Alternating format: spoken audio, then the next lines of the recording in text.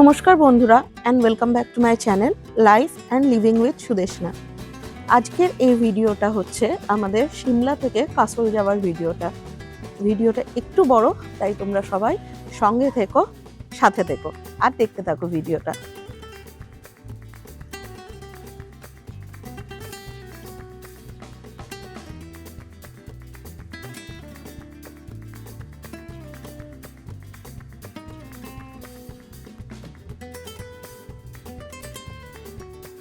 তো আগের ভিডিওটাতে তোমাদেরকে বলেছি সিমলাতে আমাদের স্টে ছিল টোটাল 2 দিনের।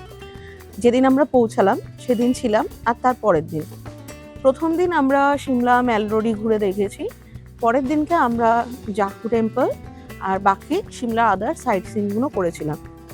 তারপরের দিন সকাল সকাল আমরা সিমলা থেকে বেরিয়ে পড়েছিলাম কাসলের উদ্দেশ্যে।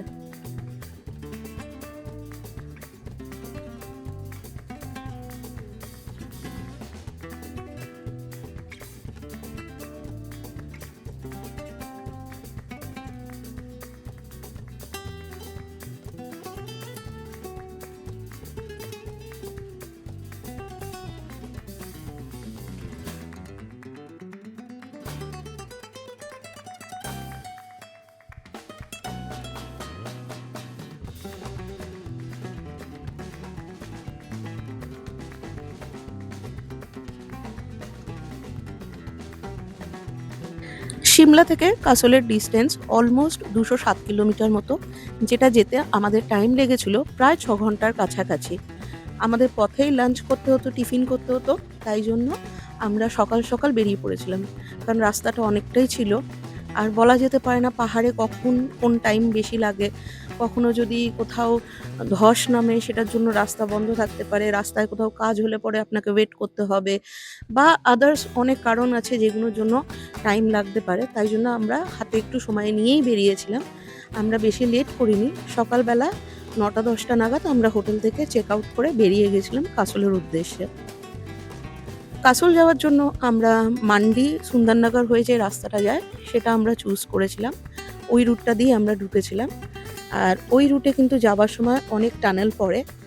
তো আমাদের তো বেশ ভালোই লাগছিল পুরো রাস্তাটা। আর আমরা যখন গেছিলাম তখন একটু গরমের সময় ছিল, আমরা অ্যাকচুয়ালি মার্চ মাসে গেছিলাম। তো খুব যে বেশি ঠান্ডা ছিল মান্ডি এরিয়াটাতে তা না, বেশ একটু গরম গরম ছিল, হালকা শীতের জামা গায়ে রাখলেই এনাফ ছিল। কিন্তু রাস্তাটা খুব সুন্দর লাগছিল, তো তোমরা দেখতে থাকো।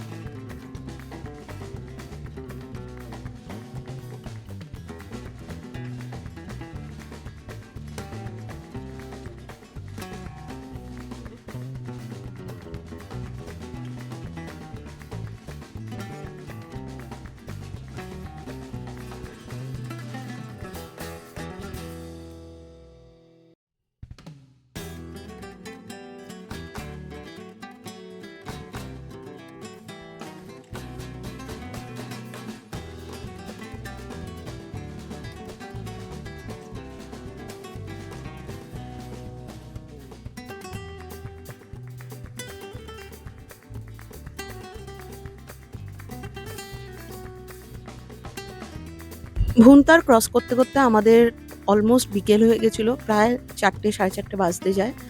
এই রাস্তাটা সোজা ধরে কিন্তু মানালির দিকেও চলে যাওয়া যায়। মানালি এখান থেকে প্রায় 86 কিলোমিটার ছিল, আর লে এখান থেকে আরও প্রায় 512 কিলোমিটার মতো ছিল।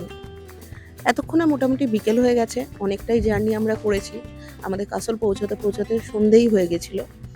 তো আমরা এই হাইওয়ে দিয়ে সোজা চলে যাচ্ছিলাম কাসলের দিকে।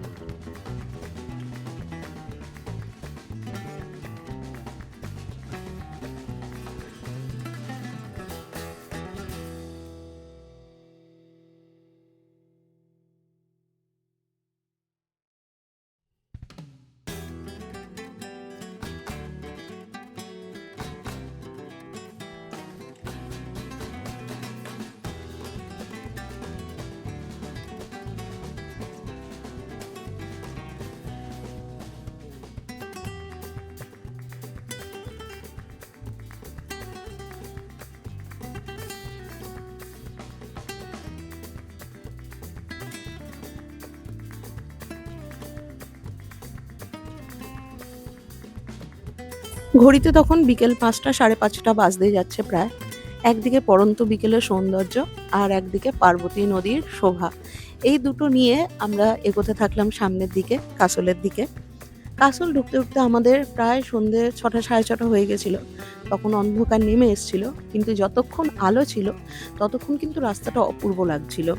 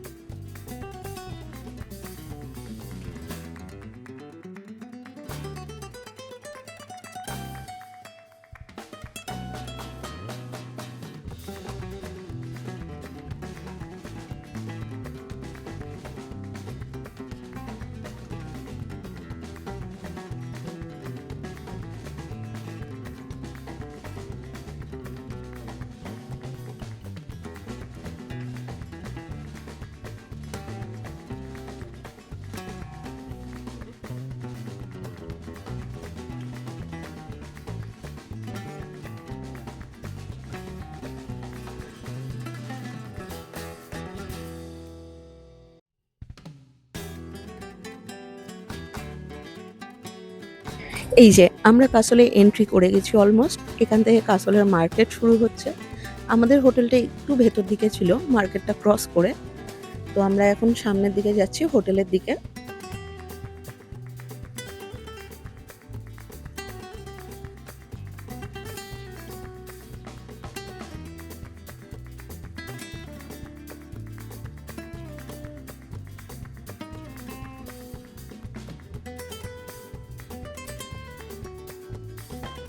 হোটেলে গিয়ে লাগেজ রেখে একটু ফ্রেশ হয়ে রেস্ট নিয়ে বেরোতে বেরোতে প্রায় রাত্রির হয়ে গেছিল। ৮টা ৮:৩০ বলা যেতে পারে। ৮টা ৮:৩০ পাহাড়ের দিকে যথেষ্ট রাত্রির হিসেবেই ধরা হয়, কিন্তু কাসলের নাইট লাইফ তখন শুরু হয়। তো আমরা কাসলের নাইট লাইফ এনজয় করতে বেরোলাম। কাসল মার্কেটটা একটুখানি গেছিলাম ঘুরে দেখতে চারপাশে। সাথে আমাদের ড্রাইভার দাদাও ছিলেন, যোগেশজি। উনি আমাদের নিয়ে যাচ্ছিলেন, দেখাচ্ছিলেন কোথায় কোথায় ভালো হিমাচলি জিনিস পাওয়া যায়। আমাদের কিছু টুকিটাকি কেনাকাটা করার ছিল। রাস্তা একটু ফাঁকা হয়ে গেছে বলা যেতে পারে, কারণ যেহেতু তখন ৮:৩০ ৯টা প্রায় ঘড়ির দিকে, তখন একটু ফাঁকা হয়ে গেছে, কিন্তু দোকানপাট তাও একটু খোলা ছিল। তো আমরা ঢুকে গেছিলাম এই দোকানটায়। এখান থেকে আমরা পঞ্চু নিয়েছিলাম, আরও কিছু টুকিটাকি জিনিসপত্র কেনাকাটা করেছিলাম। তারপর রুমে গিয়ে রেস্ট নিলাম, খাবার দাবার খেলাম, দিয়ে একটা লম্বা ঘুম দিলাম, কেননা পরের দিনে আমাদের ছিল মণিকরণ দেখার পালা। আর মণিকরণ দেখে আমরা সোজা চলে গেছিলাম মানালির দিকে। তো পরের দিন সকালবেলা উঠে রুমের ব্যালকনি থেকে এটা ছিল আমাদের ভিউ। আর এখান দিয়ে হচ্ছে পার্বতী নদী একসময় বয়ে যেত, কিন্তু 2023-এ বন্যা হওয়ার পর নদীর নাকি গতিপথ একটু অন্য হয়ে গেছিলো। তো ওই যে পিছনে জঙ্গলের সাইডে আরেকটা জায়গা দেখতে পাচ্ছেন, ওখান দিয়ে মেন নদীটা বয়ে যাচ্ছিল। এইখানেও জল থাকে, কিন্তু যেহেতু আমরা মার্চ মাসে গেছিলাম জলের ফ্লো অনেকটাই কম ছিল, প্রায় শুকনোই ছিল বলা যেতে পারে। ওখানে কিছু বোল্ডারের কাজ হচ্ছিল, জেসিবি ছিল, কয়েকটা মানুষজন ছিল। তো জল সেরকম একদমই ছিল না বলা যেতে পারে। কাসল থেকে চেক আউট করে আমরা বেরিয়ে পড়লাম মানালির দিকে। মানালিতে আমাদের দুদিনের স্টে ছিল। কাসল থেকে মানালির ডিস্টেন্স খুব বড়জোর হলে ৭৪-৭৫ কিলোমিটার মতো হবে। আর পথে যেতে গেলে সবার আগে পড়বে হচ্ছে মণিকরণ। তো আমরা মণিকরণ দর্শন করে তারপরে আমরা গেছিলাম হচ্ছে মানালির দিকে। কাসল থেকে মণিকরণের ডিস্টেন্স খুব একটা বেশি না, ৪ কিলোমিটার মতো হবে।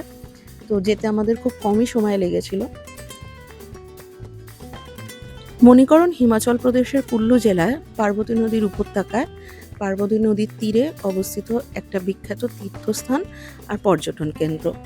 রাস্তার ধারে এই সিঁড়ি ধরে নিচের দিকে নেমে যেতে হবে মণিকরণ সাহেব গুরুদ্বারার দিকে।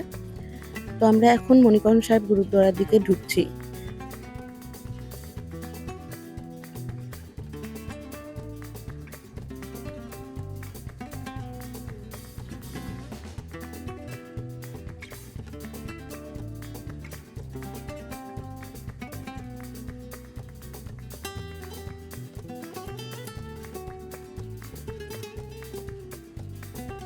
মণিকরণ বেসিক্যালি এর ন্যাচারাল স্প্রিং ওয়াটার মানে প্রাকৃতিক উষ্ণ প্রশমনের জন্য বিখ্যাত। তাছাড়া এটা গুরুদ্বারা এবং শিব পার্বতীর মন্দির আছে বলে তার জন্য একটা খুব পবিত্র তীর্থস্থান হিসেবে গণ্য করা হয়। তো আমরা গুরুদ্বারার ভেতরে গিয়েছিলাম এবং ওখানে লাঙ্গারে বসে আমরা প্রসাদও খেয়েছিলাম, কিন্তু তার ভিডিও বা ফটো আমার কাছে নেই, কেননা প্রেয়ার হলের মধ্যে ফটোগ্রাফি কিন্তু রেস্ট্রিক্টেড ছিল। তাই জন্য আমরা বেরিয়ে এসেছিলাম এবং বাইরের এইদিকে শিব পার্বতী মন্দির যেখানে রয়েছে এখানে ফটোগ্রাফি অ্যালাউ আছে। তো এই অংশের ভিডিওটা আমার কাছে রয়েছে, আপনাদের সাথে শেয়ার করলাম। এই যে ন্যাচারাল স্প্রিং ওয়াটার, এখানে এরকম কলসি করে চাল ডাল এগুলো নাকি দেওয়া হয়, আর এখানে এই গরমেই এটা সেদ্ধ হয়, সেটা প্রসাদ হিসেবে গ্রহণ করা হয়। আর আমরা যখন ওখানে গেছিলাম তখন প্রচণ্ড গরম ছিল, মানে খালি পায়ে তো হাঁটা যাচ্ছিলই না বলতে গেলে। আমরা কোনো রকমে চারপাশটা ঘুরে দেখেছিলাম মন্দিরটা। আসলে মাটির নিচ দিয়ে উষ্ণ প্রসবন বয়ে চলেছে, আর তার সাথে ছিল চড়া রোদ্দুর, যার ফলে মাটিতে পা রাখা মুশকিল হয়ে যাচ্ছিল। তো আমরা চারদিকে দর্শন করে মন্দিরে আমরা এরপর গাড়ির দিকে বেরোলাম। আর মণিকরণ আমার খুব পছন্দের একটা জায়গা হয়ে রয়ে গেল স্মৃতি হিসেবে। আমার খুব ভালো লেগেছে মণিকরণ জায়গাটা, কেন না ঠাকুরের জায়গায় এলে সত্যি একটা অদ্ভুত শান্তি থাকে মনে। তো সেই শান্তিটা আমরা ফিল করতে পেরেছিলাম এখানে এসে। আমাদের পুরো টেনশন মুক্ত একটা সুন্দর আমরা সময় কাটিয়েছি ওই জায়গাটায়। আর লাঙ্গারে খেয়ে তো আমি একটা আলাদা এক্সপিরিয়েন্স করেছি।